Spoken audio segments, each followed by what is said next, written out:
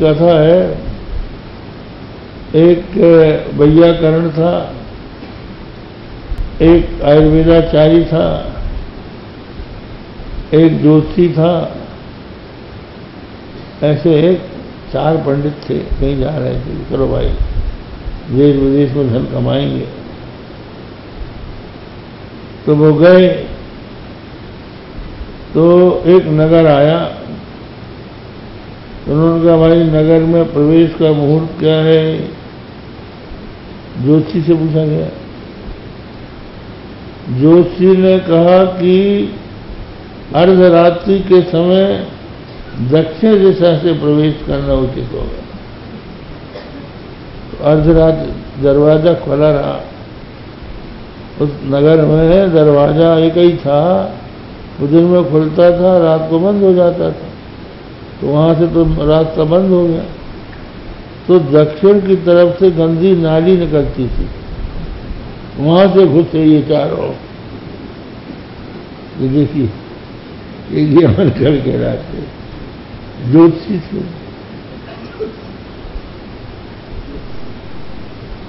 एक ज्योतिषी थे, ये सच्ची घटना, किसी को अपने लड़के को परीक्षा देने के लिए दूसरे परीक्षा केंद्र में भेजना था।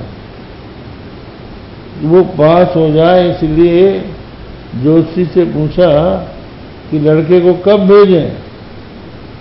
तो उसने जो तारीख थी उसके आगे की तारीख को मुहूर्त बताया। परीक्षा जब बीत जाए तब अच्छा मुहूर्त है, उनका तब तो तारीख ही खत्म हो जाएगी। ऐसे भी ज्योतिषी हो जाते हैं। तब भीतर घुसे तो एक धर्मशाला में पहुंचे। वहां कुआं था, अपना कपड़ा अपना धोला के इसी तरह से बैठे।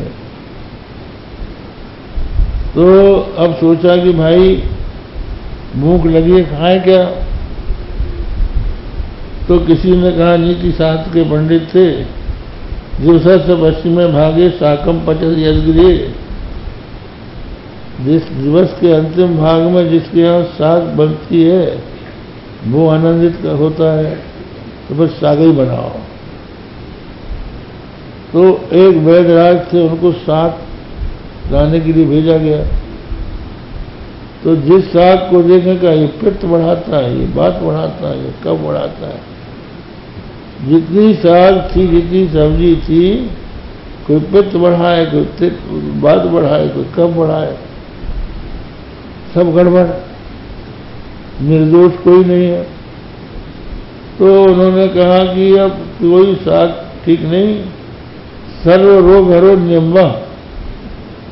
नीम जो है सबसे रोग को हरण करने वाली है, इसी की सब्जी बनना चाहिए। तो नीम की पत्ती तोड़ के बोल ले आया आयुर्वेदाचार्य। अब उसके बाद भोजन बनाने के लिए वैयाकरण को लगाया गया। तो वैयाकरण जो था वो हंडी आई कहीं से, लकड़ी अकड़ी लगा के हंडी में पानी भरा और उसमें नीम की पत्ती तोड़ के डाल दी। अब वो पानी उबलने लगा, बुद बुद बुद बुद करने लगा। तो बोले बद व्यक्तायाम वाची, ये धातु मध्यम पुरुष के लोट लकार के एक वचन में बद बनता है, बुध नहीं बनता। बद यदि वक्तव्य बुद्धि थी कथम बजती। हाँ, तो बद बोलना चाहिए, बुध क्यों बोल रही है? मार मार बुद बुद बुद कर अशुद्ध बोलता, उठाया डंडा मारा गले में, तो फूट फाट के रह गया। ये चारों जो है मुंह भूखे ही रह गए।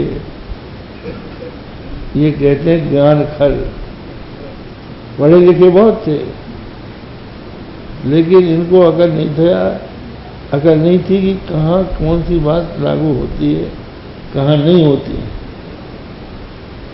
तो देव की कंस के कारागार में थी, अगर महल में होती तो कितना उत्साह होता, लेकिन वो कंस के कारागार में रहने के कारण कोई उनके सौभाग्य को देखने वाला नहीं था,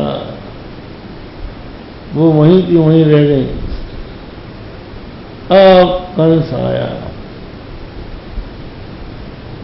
कंस ने देखा पूरा जो कारागार है वो जगमगा रहा है और देवकी के मुंह की तरफ देखा नहीं जा रहा है।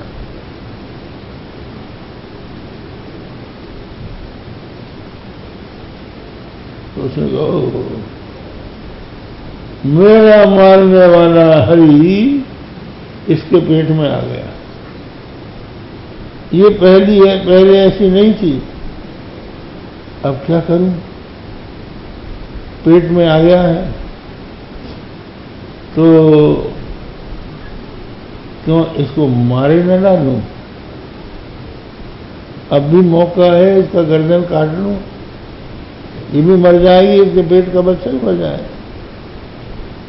बोले बात ये है कि हरि इसके पेट में अगर आ गया है तो वो कुछ ना कुछ करेगा। अगर हमने कुछ देवकी के साथ गड़बड़ की तो जैसे नरसिंह भगवान खंभा फाड़ के प्रकट हो गए थे, हिरण्यकशिप को मारने के लिए आ गए थे, कहीं ऐसा ना हो कि देवकी का पेट फाड़ के अभी आ जाए। देवकी के प्रसव हो, चाहे रात हो दिन हो, हमको उसकी सूचना दे।